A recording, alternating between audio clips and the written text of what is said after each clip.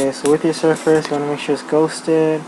Then you want to put a bounding box on it. And then after you have a bounding box, make sure it's at the origin of 0.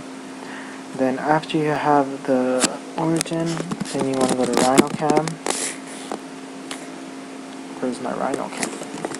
Rhino Cam. What the heck? Okay.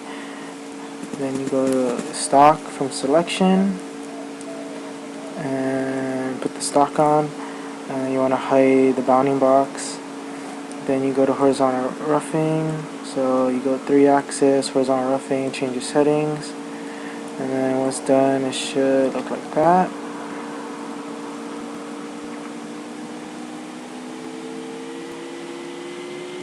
And then for parallel finishing, you go back to the 3-axis, parallel finishing, and just pick a smaller tool bit.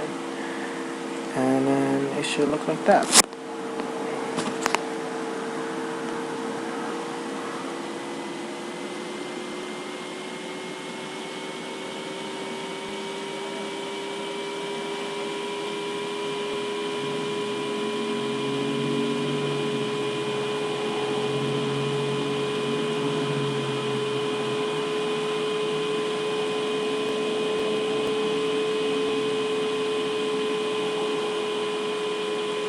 And yeah, that's pretty much it.